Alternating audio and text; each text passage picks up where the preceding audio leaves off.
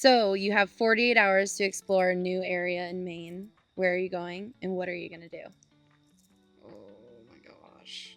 I feel like it'd be really bad for me to say Farmington because we're here. But I don't know if I've ever been, maybe once I've been here. Like I've not visited.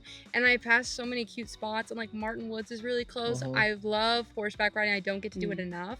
So I feel like I would come over here, I'd watch a women's basketball game at UMF, 'cause one of my friends plays, and I would go horseback riding and I'd probably find, you guys could point me in the direction of a good place to camp because I haven't camped. Oh yeah, we'll find you a spot. I think this would be, I think Western Maine slowly, like as I've been visiting more and more, I really like it and I want to explore more, so.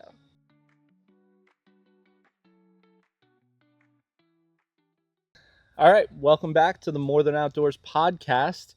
I'm Austin. I'm Sam Andrews. And this is the podcast where we talk about the people, places, and passions that drive Maine's outdoor recreation economy. We've had a bunch of episodes already down the line, and we have another great guest coming on today. We got Quincy Clifford in the woods with us this evening, whatever time it is.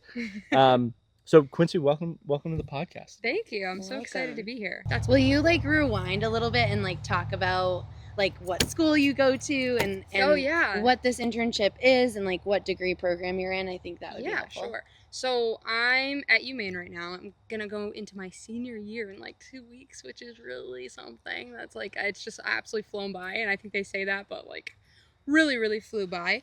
And I'm studying management. I'm about to add a sport management double, which I think that interest that I've had since like 5th grade is definitely a big reason why I'm here and why I think I've worked on my communication skills so much over the years and worked on traveling and things like that. That's been a big area for me that I've really enjoyed is sport management. And so I think it ties a lot into the beautiful outdoors and recreation.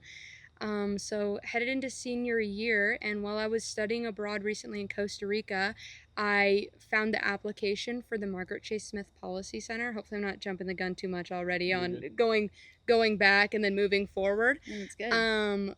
But yeah, and I got emailed, and I was at Chick-fil-A actually, and I had been abroad, and so as you can imagine, it was really a whirlwind. I came back, I flew like 20 hours. I didn't tell my family that I was coming back to the country, and the next day we had our quarterfinal game for Maine women's basketball, which is another internship opportunity I have, is working with them. This will be my 4th year. Love it so much. They're my favorite, so shout out Maine women's basketball. I love you guys. And I came back, we had our quarterfinals, we won, and the next day I was on a bus to New York. And so it was very like quick turnaround. Like I had barely been back in the country and I was already gone again. So much fun. And then after that, like whole whirlwind, I got an email and I looked at my coworkers and I was like, guys, I think I applied for something. I don't know what it was. And I had to open it because it said like finalists. I was like, I don't know what this is. And once I opened it, I remembered what I had applied to, and they mentioned Office of Tourism or Office of Outdoor Rec, and immediately I was like, oh my gosh, like this sounds so fun, like being outside and interning in such an important office. And Jeff also, so my supervisor, Jeff, is the director of the Office of Outdoor Recreation, and he had an interview with me and I think 2 other people, and like most of the other interns I've spoken to did not have that experience at all. So that was really cool. It's like getting to meet him beforehand and seeing how much he really cared about who he selected and making sure they were enthusiastic. And the way he frames it is also like giving me the opportunity to understand him and understand the office more, so it's not like getting yourself into something that you're not fully aware of, and making sure it's something you really want. And great. It was. I was so excited when he emailed me back a couple days later. So well, and cool. It's funny because I was the first intern for the Maine Office of Outdoor Recreation, that's right. And I remember it was like my last few days, and I had a few conferences that I was attending. And you came up to me and you're like, I'm the new intern. And I'm just thinking, right. Oh my gosh, I have to like pass on all this information to you.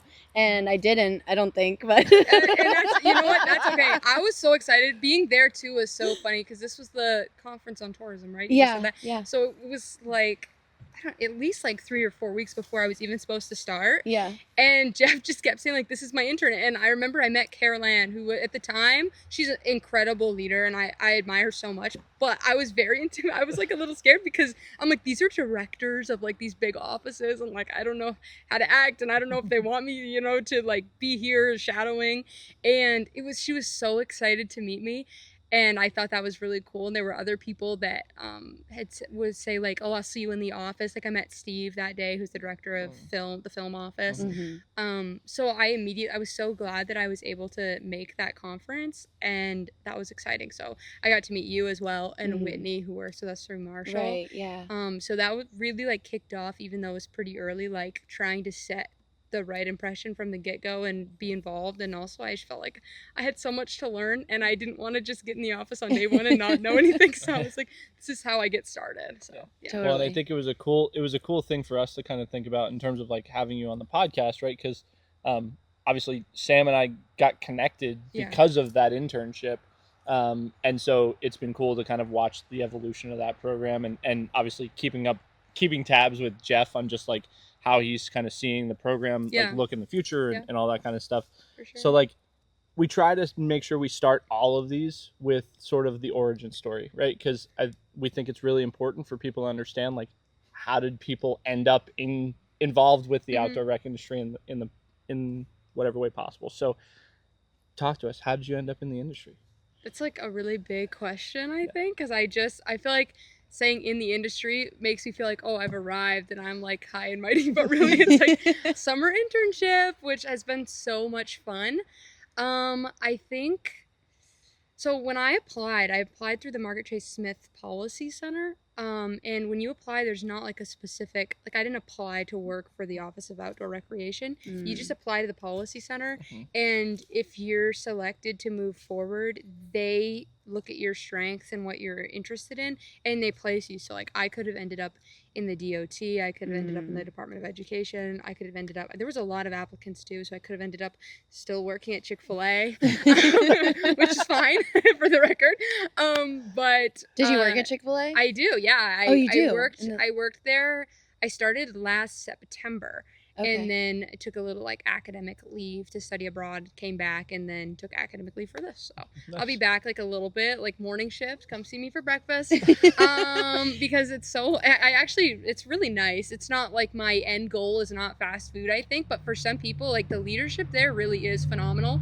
And a lot of the people I follow on LinkedIn are like corporate Chick-fil-A workers that just have like crazy insights on how to guide people and lead people. So like fun, what a great way to learn too. It's a great way to learn, yeah. And they have great programs for students, like great scholarship opportunities and stuff. So that was a big reason that I kind of like gravitated towards that.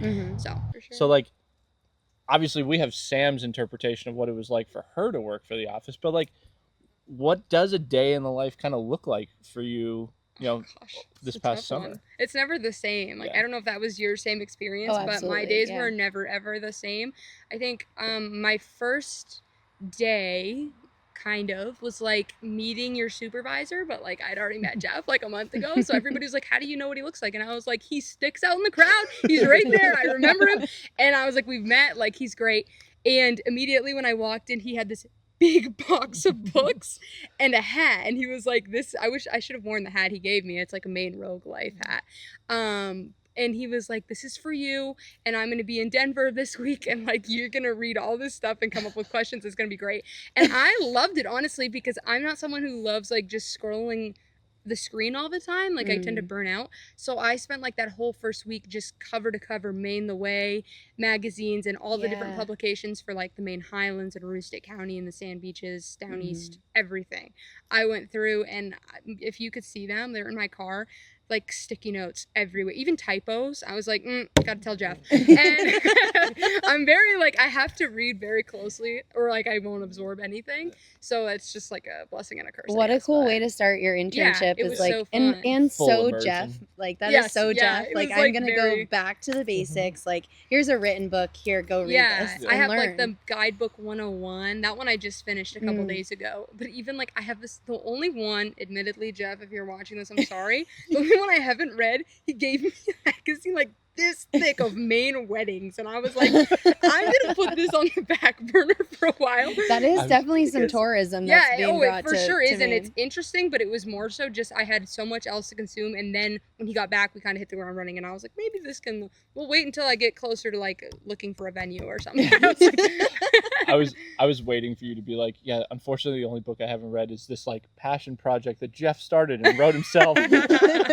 Exactly. Yeah, I was like, sorry. He should write a book. He should. You're absolutely right. I think it'd be so good, honestly. Like there's one like Reflections of a Maine Guide, and now I'm gonna forget the gentleman's name who wrote it, but I was like, Jeff should totally write something like this too, because I think it'd be so interesting, and he's just got away with words. He's really funny, so I think it'd be pretty engaging too. Well, and those Maine the Way magazines and like the guidebooks, I hadn't read them until this summer actually, and I was reading through them, and it's just such a snapshot of like what these communities are like and statewide.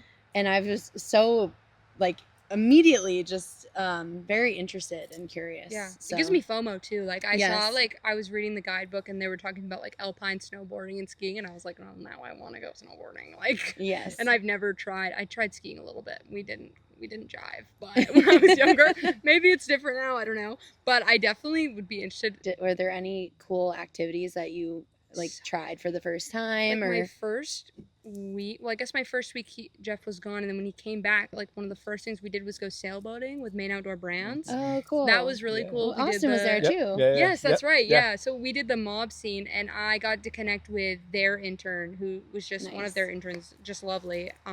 They had, I think, 4, and I talked to 2 of them a lot, which was really cool. But we did like a hike with Outdoor Sports Institute and Old Canada Road. Gosh, I'm trying to think. We did that Skowhegan River Days event just a couple days ago. The Hearts of Fine game was my favorite. I haven't been yet. I really want to go. It was so good, and I still have Carol Ann's scarf. Jeff told me to keep it, and I was going to bring it back to make sure she was okay with that.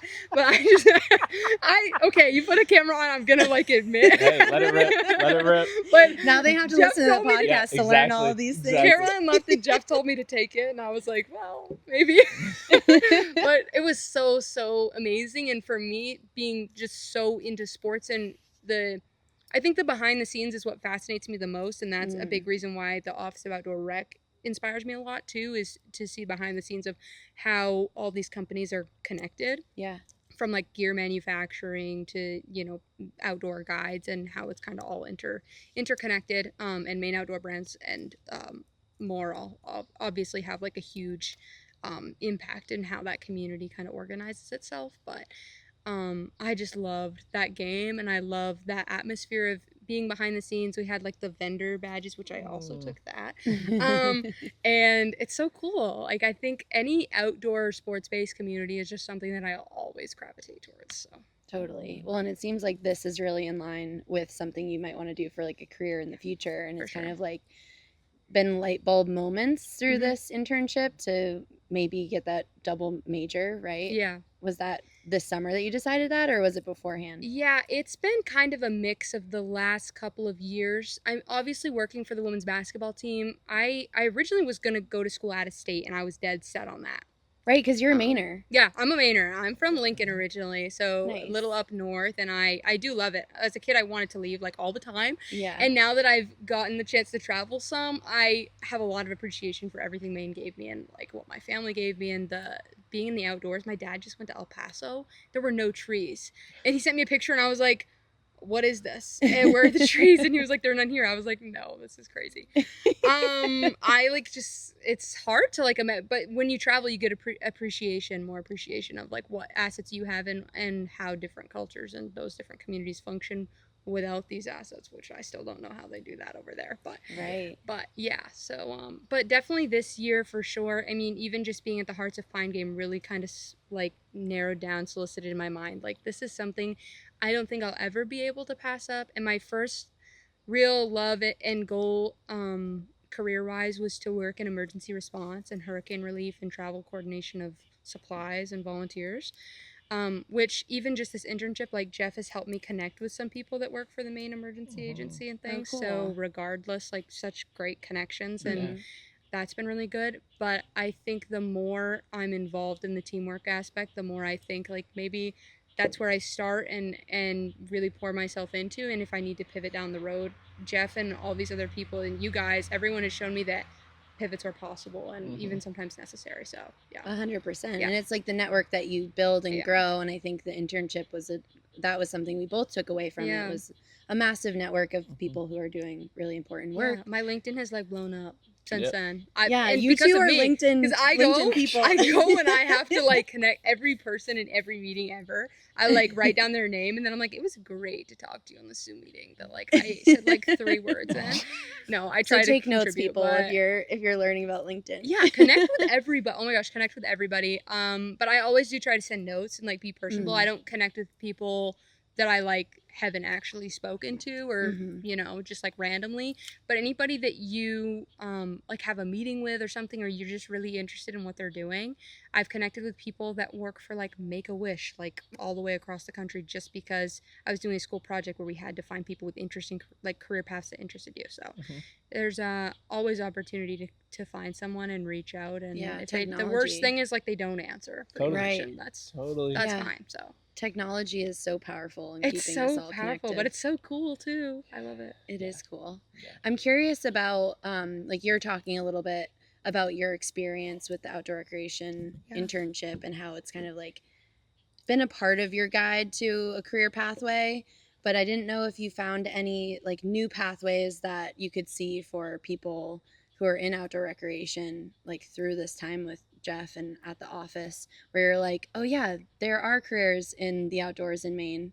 And like these are the things that I've seen and like the people who are doing the work. You've talked a little bit about it, but sorry, there's a little mosquito. Oh yeah. No, for sure. I mean, I think that I was kind of naive coming into this, as like outdoor rec is like the Maine guides, and like our office probably helps the Maine guides and like a few more people.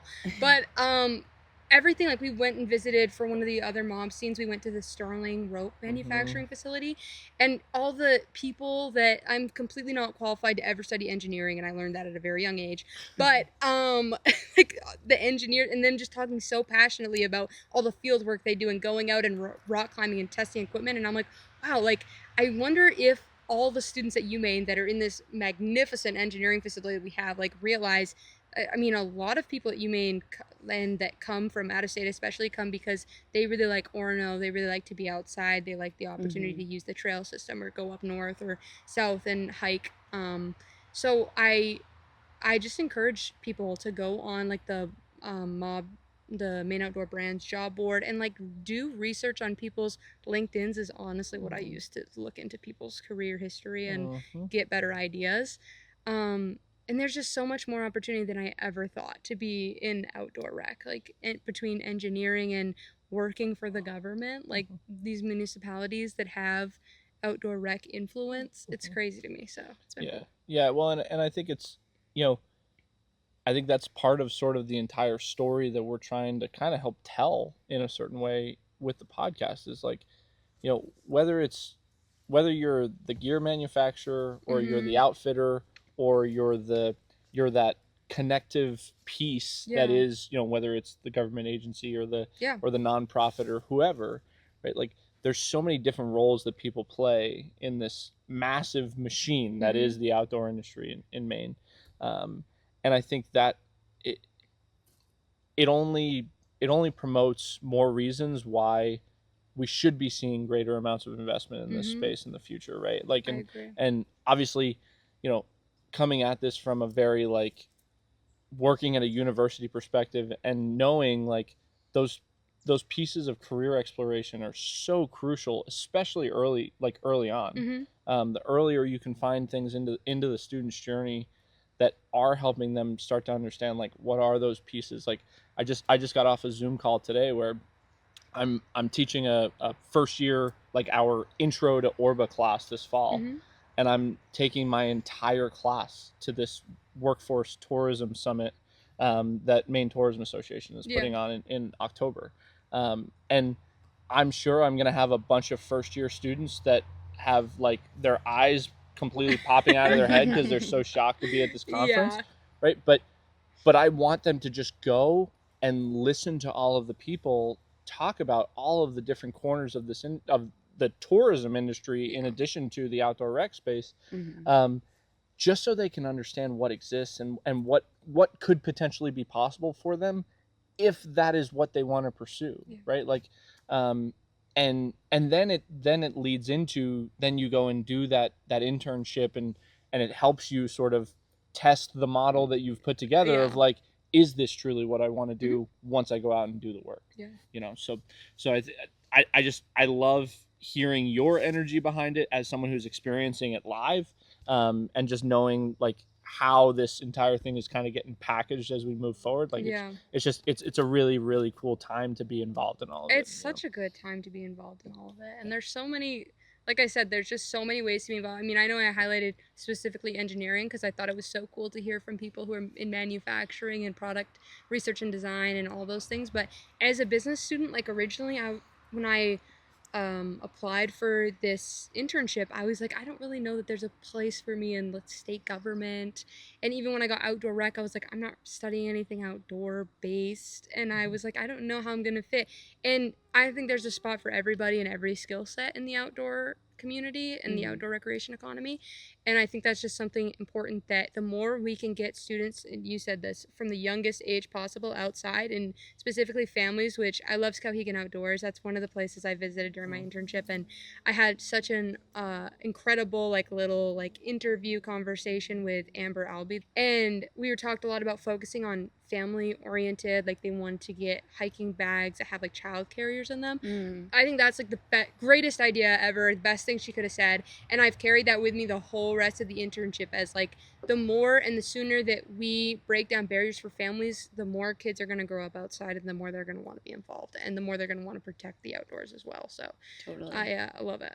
Yeah, well, and Skowhegan Outdoors is so community based, and it's I think in the work that we do, we're working with students all the time, and so thinking about like the community as a whole, and it really does tie into this roadmap, and like thinking about like the rural parts of our state and like revitalizing those communities. And like I went on one of the walks that they put on and met somebody who's a local to town, and I'm like, so why do you come to these? And she's just like, it's a great way to meet other people who are like into spending time outdoors, and there's no barriers to this because we're just walking, right? So it's another way to make community and like learn about assets that you have right in your backyard in Skowhegan. Like they have a lot going on right now. They do such cool stuff. They're on a like overnight hiking trip right now, actually. They're doing it today, the staff? Tomorrow. I think it's like something they're offering. It was cool. Like $50 or something, like open to anybody. Yeah. Really cool stuff that they're putting on. And I joined their run club. So the night I went and talked to Amber, they were doing like a run afterwards. So I joined them for that, which was really fun too. So nice. They've got some good stuff going on. So props to you for being a runner. I try. I will be honest. They ran like 5 miles. I did a 5K because I was like, I had run the day before, not that much, good. But I was like, I'm pretty done. Like I was kind of beat, and I needed to drive home, and I was like, I'm gonna call it a 5K, and like that's a pretty number for me, anyways. That's great. 50 meters is a massive run. So we've talked a little bit about like the community aspect, right? But I really think there's a story to be told about whether it's at the high school or the college level. Like I know something we've kind of chatted about pre-show is like a lot of passion around like making sure people have access to not just the, hey, I could have a career in this thing, but just that I can access this thing. So talk a little bit about, as a current student, what are different universities kind of doing to try to make sure that they are getting people exposed to these things? Because like there's a lot of amazing resources, and yet they go untapped. There's so many, and especially I might be like a little biased or limited because I'm from Maine and I'm studying in Maine, and so I can't speak too much for other programs or universities, but I know that there are great programs like Maine Bound at other universities that are really trying to get students access to the outdoors and doing rentals, or even just you can go and take material and go kayaking or go camping. I love that. I just visited Maine Bound again yesterday with Jeff, and we talked about all the new gear that they have and all the different things they have going on, which was lots of fun. I think they do gear rentals there. They do. They do gear rentals, and they have the rock climbing walls, one of my faves. I love doing that with friends, and it's very humbling. So, but it's fun. And the community can use that, right? Oh, yes. Yeah. That's it's really open, cool. And then I think they have some day, like they have a rock climbing club, and then they have some days that I always go in for free, and you just have to rent shoes. It's like $2 or something. It's really awesome. It's a great facility. But the opportunity, like growing up, I mean, my middle school was on a lake, and so we would go kayaking for like PE class sometimes, or like things like that, or cross country skiing sometimes across the lake. And that's something I think I took a lot for granted growing up. I didn't realize it wasn't like a universal experience, I guess. And I think that there are a lot of students around Maine that probably had similar, and a lot of students that really didn't, whether it be because of funding or just not, you're in the city or you just don't have the resources, whatever it may be. I am a big fan of the Thor Institute and everything that they're doing to really try to engage career opportunities in tourism and hospitality and outdoor rec. And one thing that has really been on my mind, and I guess I've noticed the gaps in the past few years, but more so being in this role and really thinking about, what people don't have access the same way that I have access, or the same way that other families or residents have access. And because I'm biased and I am a student right now, my heart always goes back to like international students, or like students that come. There's very limited opportunity in tourism where you have someone visiting the state that's staying for 8 months, 4 years, that's a great opportunity to make a lasting impression on somebody and to show them everything Maine offers and potentially have them commit to continuing a career here, continuing a life here. And I think that part of the way that we lose people, I mean, even 2 of my roommates from this past year were international, and they were here one was here for 3 and one was here for 4 years. They don't have vehicles, and my solution isn't like give everybody a car, because that would be great. Put me on the list, please, because my car is a little questionable right now. But my solution is like just for the program, for Maine Bound and for the Office of Outdoor Rec and these programs, to start collaborating a little bit more to create programs that continually get people to travel, not just, camping and those things are great, and Maine Bound has some, limited capacity of having those trips, but really the international students that come here for 4 years and all they really know is the Orono area. Like, Orono is one of my favorite places on earth, and I love it. But when you graduate, it's like, why would you stay if that's the only thing you know about Maine is this one spot where you were a student and you loved it, but now you're not a student and you don't have that same community anymore.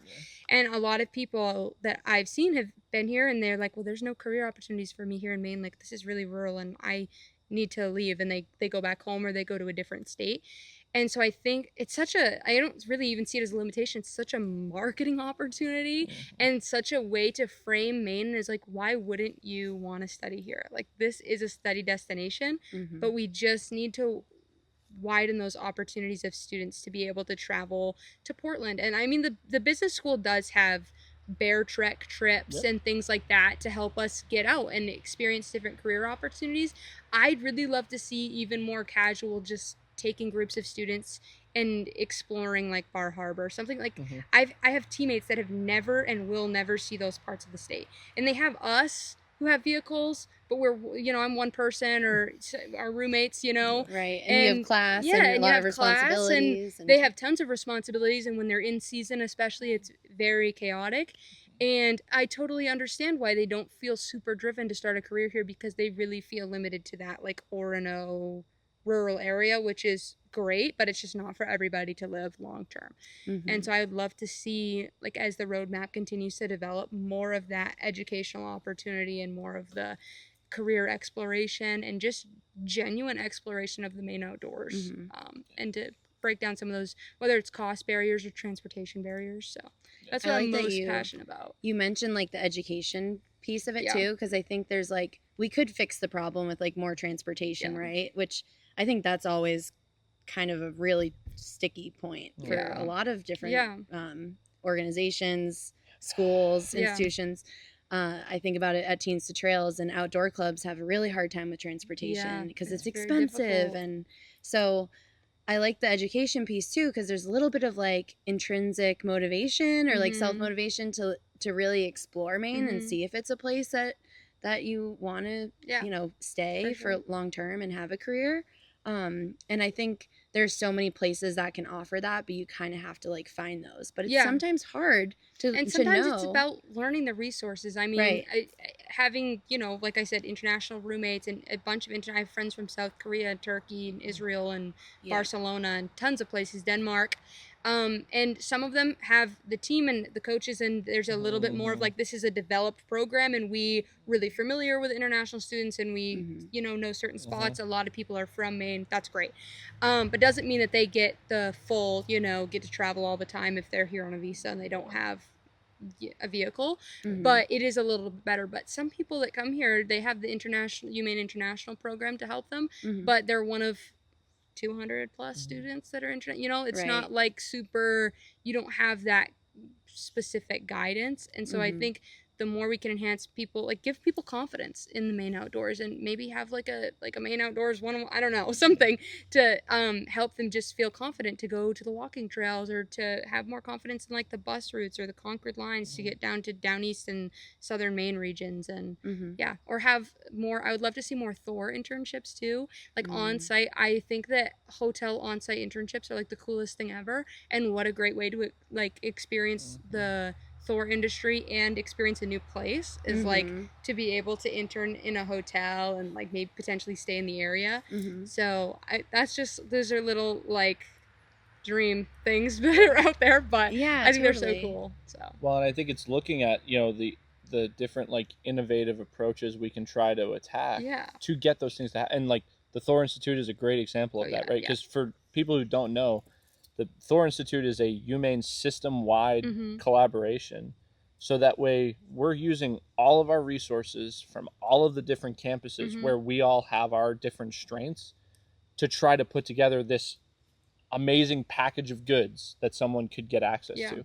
You know, I know like it just launched, it's the first system-wide minor that a student could get access to. And so they basically choose all of these different classes from all of the different universities. And what a great way to explore Maine is we have a University of Maine in like almost every single corner of the state. And I would love to see other programs outside of outdoor rec and tourism like do that. Like I think, I mean, obviously there's some things very specific. Engineering is pretty specific to UMO, but there's a lot of programs that you could go and take like 2 or 3 classes at UMF for a semester and then go back to UMO and just experience a totally different part of the state. And I think that'd be really cool. So I'd love to see other programs take some hints from Thor in terms of utilizing all the different, like the vast UMaine system. Totally. And I think there are more of those models coming. Just I mean, obviously I get to play a little bit inside baseball with this, but you know, I think there's a lot of conversation around the system with all of that, and how do we use our resources to the best way possible? Because like we have some amazing people spread out all across the state at all of our different campuses, you know, and it's like let's maximize how people can access them just as much as they can the places, you know what I mean? And it's funny, like I every time I look at the like Meta Business Suite data on all of our social content and I see the geography section, and it's never huge, but it's like 0.3% Switzerland. And I'm like, and you've always wondered. I love that. That's my favorite. Like, I see small artists always, like small, like I don't know, they'll be like from New Jersey, like some random artist I came across on Instagram has like 20 monthly listeners, and it's like one person in South Africa listened to my song, and like I need to know who it is. And I love that. I think those types of maps and like figuring it's so cool.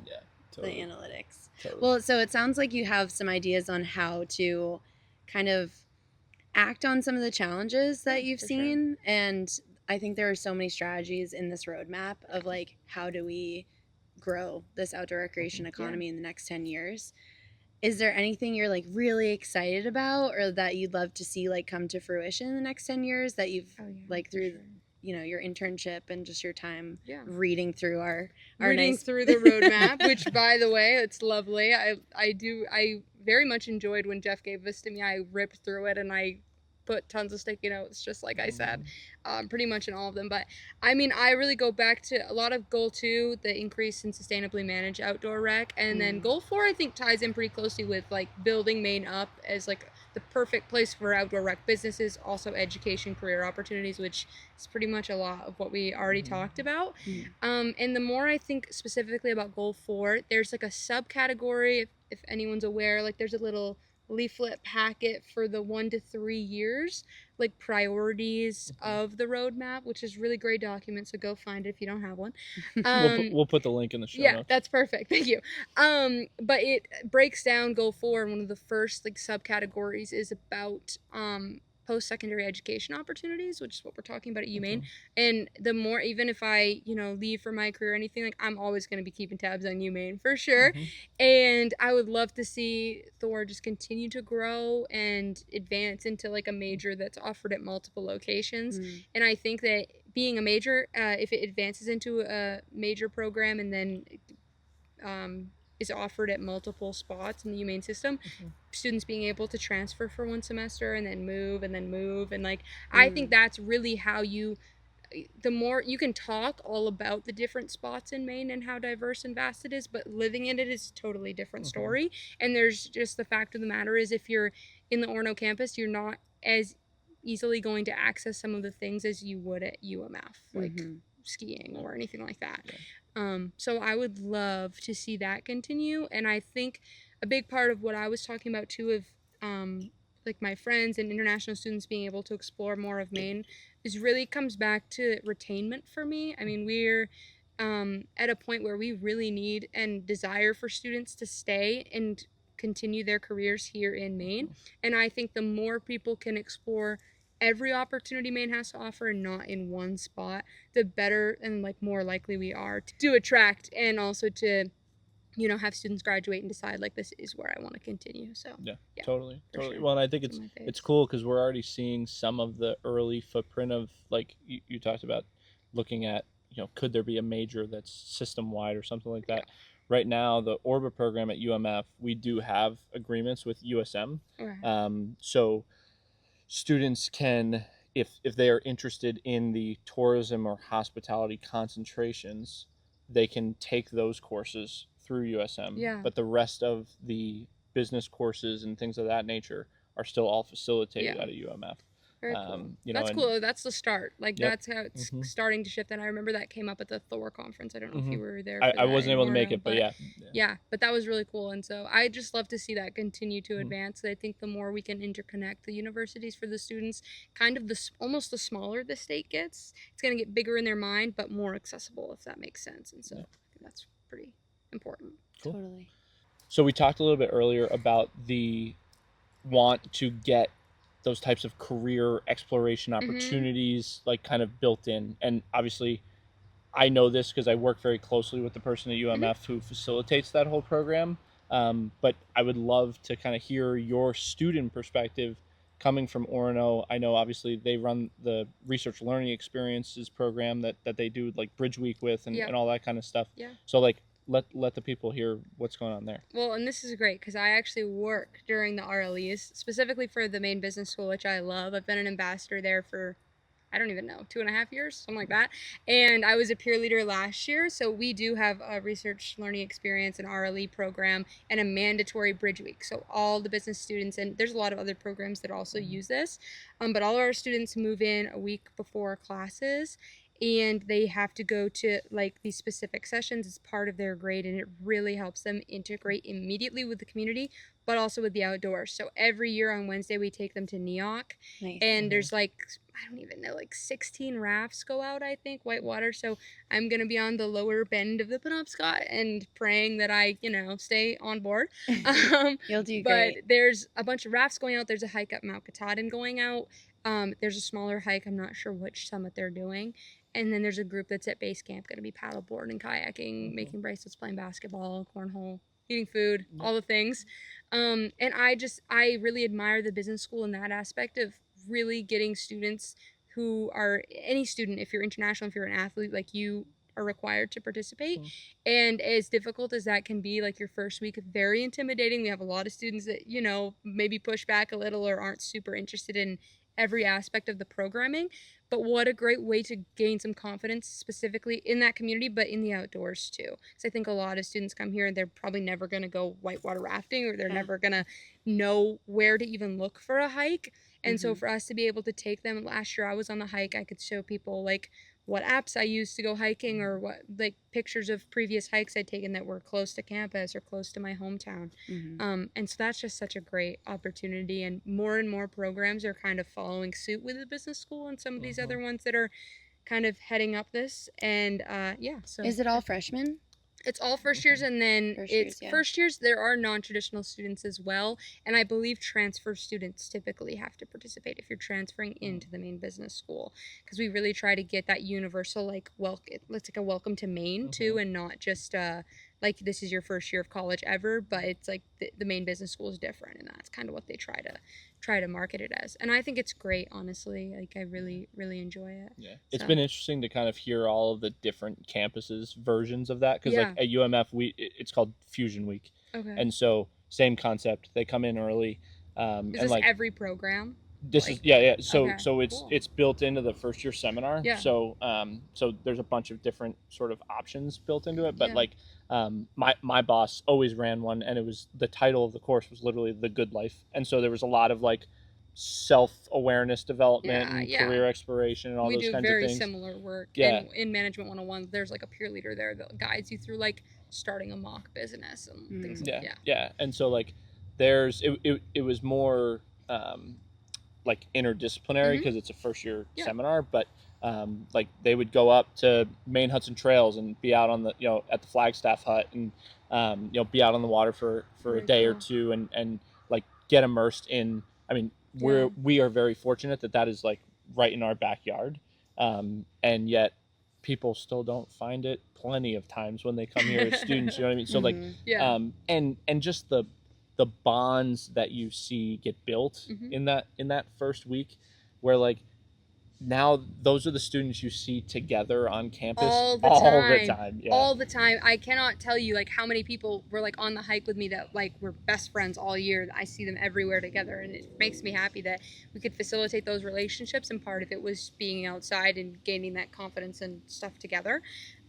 It's just so cool. And so do you have a lot of students that help you out with those types of events? So we have like peer advisors or whatever they're called, and that's like its own fun process of like trying to prep them to like, you're gonna experience a lot of different things too this week, and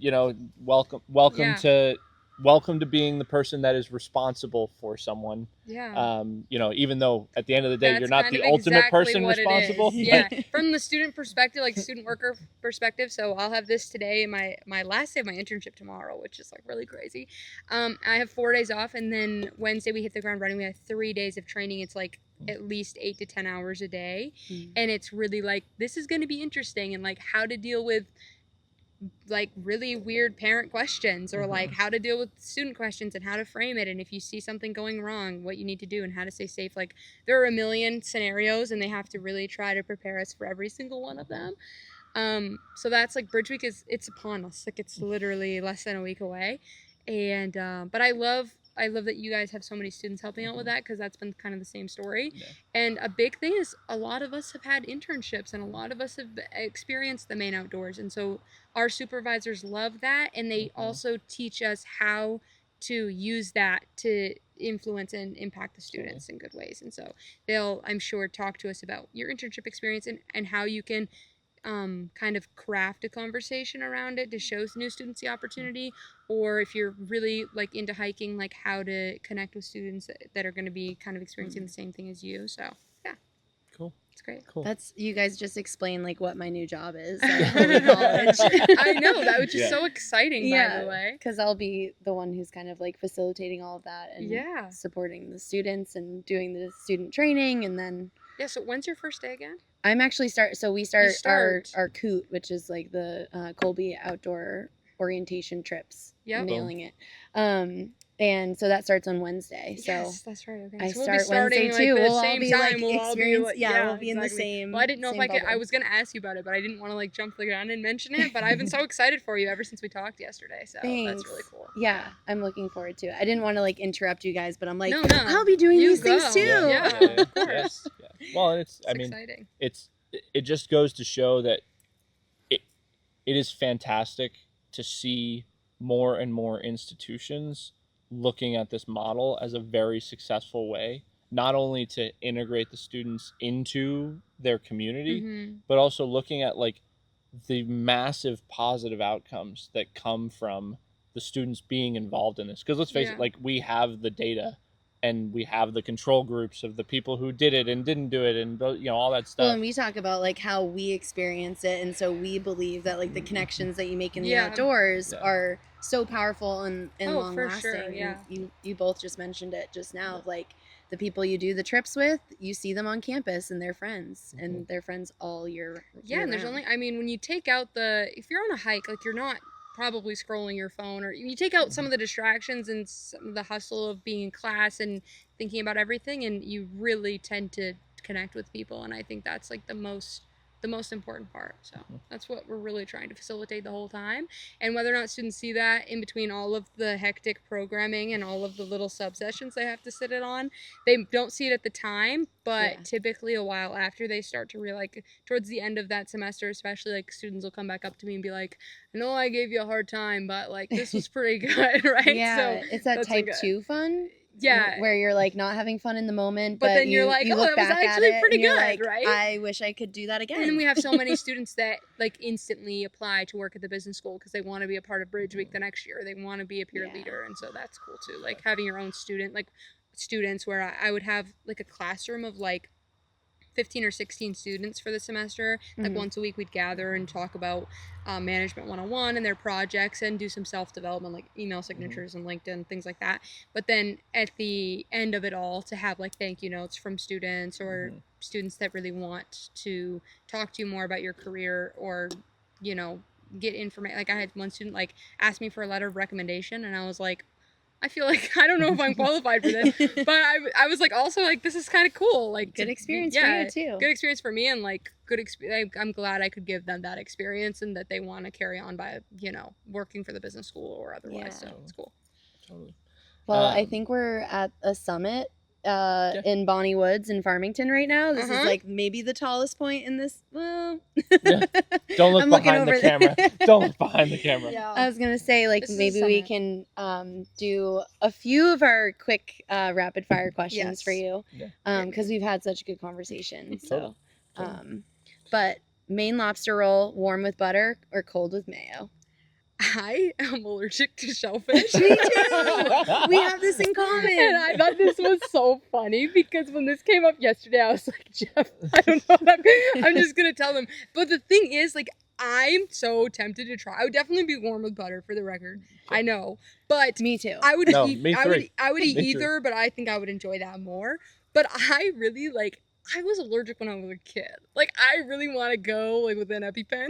So you're like, let me test the water. I want to. And I work at the waterfront concert venue, and for a couple shows, we, like, sold lobster rolls. And I was like, should I just, like, I should probably figure it out here on the clock. But, good way to get out of work. I really want to try it and see if, because I had hives when I was a kid. Like, I don't know now, but I just assume I'm still allergic. Yeah. So. Yeah, I'm in the same boat. Your workers' comp insurance agent at the waterfront, like, please don't eat the lobster roll. Well, my boss was like, it's kind of, as you can imagine, in like a small container, like a pain to prepare. So he was like, how allergic are you? Enough for me to be able to take it off the menu. And I was like, hey, use me however you want. If it helps you, like, you go for it.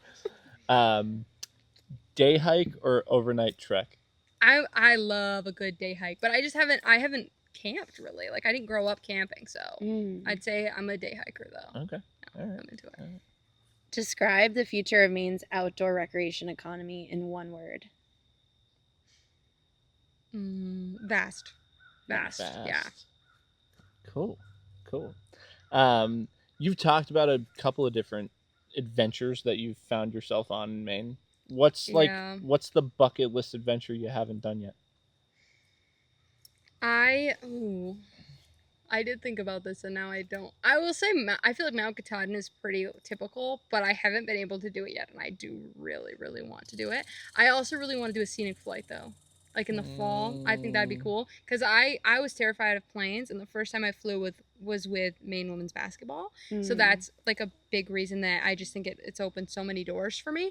But now I'm like, now I just got to get in a smaller plane, a little scarier, and look at all the fall foliage, like with my mom or something. I feel like you it's so should fun. do So, that. yeah. I'll be honest. I've been in a couple of small planes. I almost feel safer. Really? Yeah, See, it's and that's which is interesting. wild.